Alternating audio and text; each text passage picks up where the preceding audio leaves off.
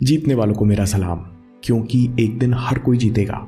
जब मैच की final whistle बजती है तो क्रिस्टियानो रोनाल्डो का सबसे पहला काम होता है खुद को रिफ्यूल करना।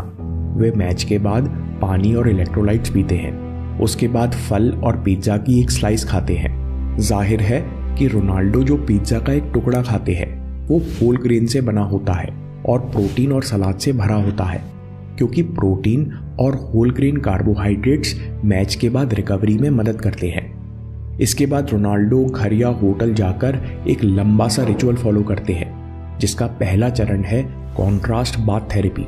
रोनाल्डो पहले 5 मिनट के लिए गर्म पानी में बैठते हैं, फिर बर्फ से भरे आइस बाथ में 3 मिनट बैठते हैं। ये हुई 8 मिनट की एक साइकिल। फिर 32 मिनट में ऐसी 4 साइकिल दोहराते हैं। इस रिचुअल से पूरे शरीर का ब्लड फ्लो बढ़ता है। मैच के दौरान जिन मसल्स पर स्ट्रेन या मोच पड़ी थी उनको आराम मिलता है।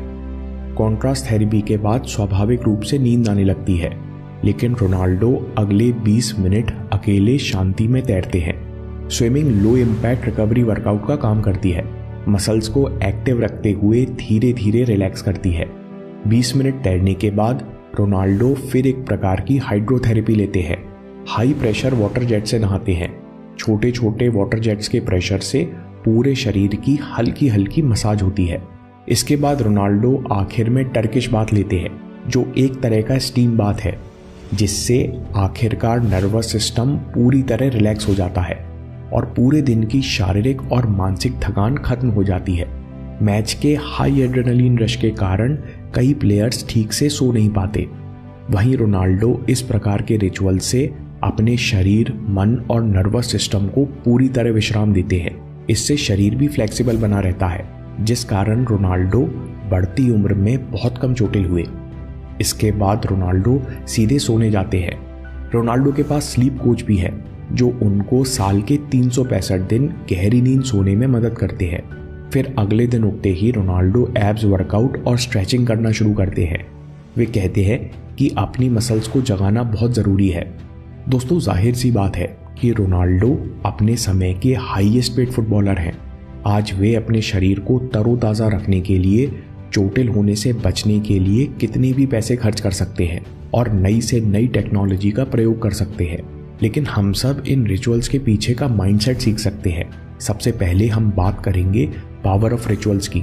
हार्वर्ड प्रोफेसर माइक नॉर्टन, जो पिछले 10 सालों से रिचुअल्स पर शोध कर रहे हैं, वे कहते हैं कि माना बार बार दोहराने से रिचुअल्स करना आसान हो जाते हैं, लेकिन एक बात समझना ज़रूरी है कि रिचुअल्स महज रिपीटिशन नहीं है। रिचुअल का असली काम है इमोशनल कंट्रोल। जैसे मैच के बाद हमारा मूड कैसा होगा ये निर्भर करता है कि मैच का रिजल्ट क्या आया। वहीं रोनाल्डो साहब जानते हैं कि मैच जीतेंगे तो अच्छा और हारेंगे तो भी वो एक रिचुअल फॉलो करके शांत महसूस करेंगे, मन को एकाग्र करेंगे, फिर अगले मैच की तैयारी में लग जाएंगे। रिचुअल सबसे पहले आपके इमोशंस में प्रिडिक्टेबिलिटी लाते हैं, और प्रिडिक्टेबिलिटी का मतलब है कंट्रोल। यानी आपको पता है कि रिचुअल्स के दौरान और इसके बाद आप कैसा अनुभव करोगे, जिससे आप स्ट्रेस और तनाव से आसानी से निपट सकते हैं। दूसरी बात, कमिटमेंट को रीइंफोर्स करते हैं, मजबूत बनाते हैं रिचुअल्स।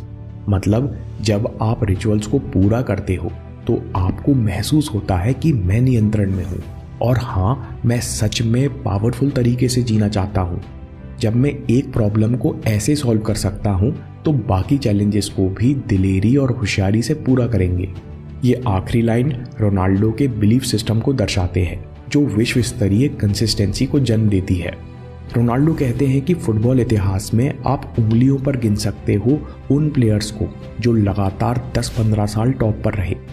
लगातार टॉप पर परफॉर्म करने के लिए आपको वर्ल्ड क्लास कंसिस्टेंसी चाहिए। रोनाल्डो के टीममेट कहते हैं कि आप पूरे दिन रोनाल्डो को देखो, रोनाल्डो कुछ भी यूं ही नहीं करते। उनके दिन की हर एक्टिविटी डेली गोल्स के हिसाब से नपी तुली होती है। किसी भी लेवल पर सफलता और कंसिस्टेंसी पाने के लिए उसके पीछे सालों दोहराए जाने वाला एक प्रोसेस होता है, जिसमें कुछ रिचुअल्स भी होते हैं।